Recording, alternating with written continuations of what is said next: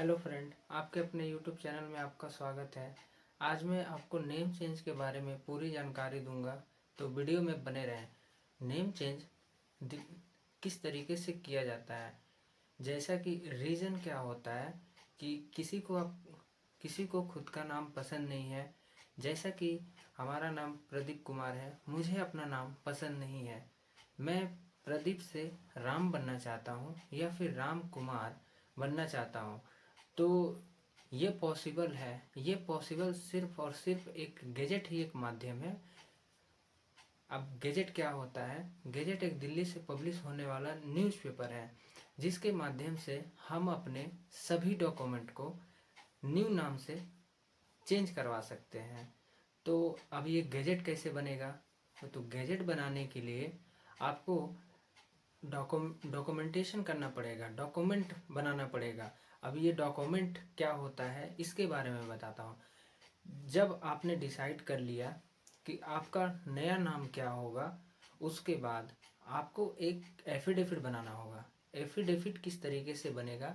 Affidavit में आप अपना नाम, फादर्स नेम, जहाँ आपका पता है, और नया नाम के साथ साथ आपको एक फॉर्मेट बनाना होगा। वो फॉर्मेट आपको आपके लोकल डिस्ट्रिक्ट कोर्ट में ले जाके वहाँ से स्टाम्प लगवा के उसे प्रिपेयर करना होगा। जब आपका एफिडेविट प्रिपेयर हो गया, उसके बाद सेकंड स्टेप क्या होता है कि आपको न्यूज़पेपर पब्लिश कराना होगा। न्यूज़पेपर जो आपके घर तरफ मिल जाए, यानी जो एक नेशनल न्यूज़पेपर हो, वो इंग्लिश या हिंदी होना चाहिए। और जब आपने उसमें ऐड डाल दिया और आपका नाम उसमें आ गया, आप वो डॉक्यूमेंट सेकंड डॉक्यूमेंट हो गया। थर्ड डॉक्यूमेंट होता है आपका जो फॉर्मेट होता है, जो कि गैजेट में सबमिट होता है और गैजेट ऑफिस में जो जमा होगा, वो डॉक्यूमेंट आपको रेडी करना है। वो फॉर्मेट आप अगर चाहें तो मैं आपको दे सकता हूँ। वो सब रेडी करने के बाद आपको ऑनलाइन फ़ीस कटाना होगा। ऑनलाइन फ़ीस आपके मैटर के ऊपर में होता है। आपने सरनेम चेंज कराना है या फिर नेम चेंज कराना है, इस तरीके से फॉर्मेट होता है। फॉर्मेट के साथ साथ आपको पे करना होता है। अब आपने ऑनलाइन फ़ी भी पे कर दिया, इसके बाद आपको वो सभी डॉक्यूमेंट का ओरिजिनल यानी एफिडेविट, न्यूज़पेपर, भारत कोष वेबसाइट से जो आपने पे किया है उसका स्लिप, उसके बाद फॉर्मेट, सीडी, उसके बाद आपका जो आइडेंटिटी प्रूफ है, आइडेंटिटी प्रूफ यानी Aadhaar card, voter ID, driving licence, इसका एक कॉपी लगा के आपको दिल्ली सेंड कर देना है। जब वो सभी डॉक्यूमेंट दिल्ली सबमिट हो जाते हैं, उसके बाद आपको आपको वेट करना है। वेट कितने दिन तक करना है? रिसीव होने के बाद काउंटिंग चलता है। पर सैटरडे को गैजेट पब्लिश होता है। जब पब्लिश होगा तो आपको सैटरडे को चेक करना है। चेक करने के बाद उस पीडीएफ में आपको आपका नाम खोजना है। अगर आपका नाम आ गया तो समझ जाइए कि आपका गैजेट हो गया। अगर आपका नाम नहीं आता है तो आपको नेक्स्ट वीक का वेट करना है। उसके बाद जब आपका गैजेट में नाम आ गया, उसके बाद आप अपने नाम का पेज और फर्स्ट पेज प्रिंट आउट करके, फर्स्ट एंड सेकंड पेज दोनों को अटैच करके लेमिनेशन करवा के रख लीजिए। उसके बाद आपको उसे आधार कार्ड सेंटर में ले जाके देना है कि हमने अपना नाम चेंज करा लिया है और मुझे आधार कार्ड में भी नेम चेंज करना है। तो वो डॉक्यूमेंट आधार कार्ड और गैजेट दोनों को अपलोड करेंगे तो आपका आधार कार्ड सही हो गया। सेम प्रोसेस सभी डॉक्यूमेंट में होता है और आपका पूरा नाम चेंज हो गया। अब आप लोग का क्या क्वेश्चन होता है कि गैजेट से क्या एजुकेशन सर्टिफिकेट चेंज हो सकता है? बिल्कुल हाँ, क्यों नहीं। जब आपका Aadhaar card, voter card, PAN card, driving licence, ration card, passport, सभी डॉक्यूमेंट्स चेंज हो रहा है तो एजुकेशन क्यों नहीं चेंज होगा? ये भी चेंज होगा, लेकिन इसके लिए आपको एक कोर्ट से एनओसी लेना पड़ेगा। एनओसी लेने के बाद गैजेट कॉपी और नए नाम के साथ आपको यूनिवर्सिटी बात करना है, कॉलेज में बात करना है कि उनका प्रोसेस क्या है, वो क्या करना चाहते हैं, वो किस तरीके से आपसे करवाएंगे।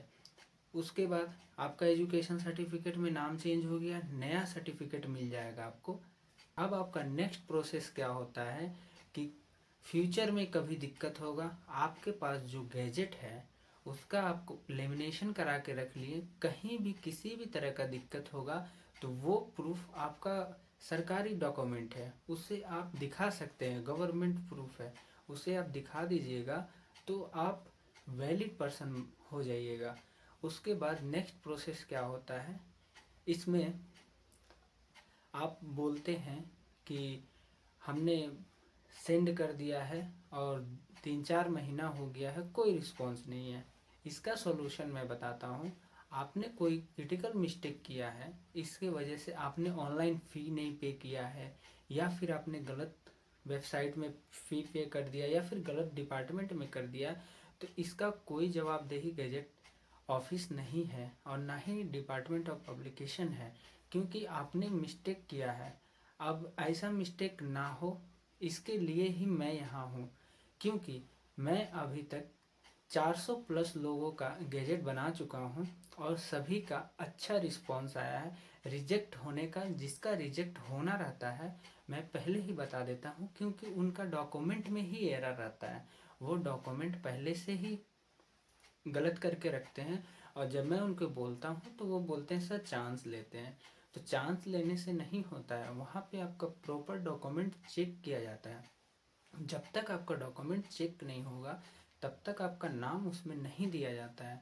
तो इस बात का आप ध्यान दें और समझें कि आप एक सरकारी डॉक्यूमेंट बना रहे हैं, गवर्नमेंट डॉक्यूमेंट बना रहे। गवर्नमेंट डॉक्यूमेंट ऐसे ही नहीं बन जाता है, उसके लिए प्रॉपर फॉर्मेट होना चाहिए। अगर प्रॉपर फॉर्मेट नहीं हुआ तो आपका कभी गैजेट नहीं बनेगा।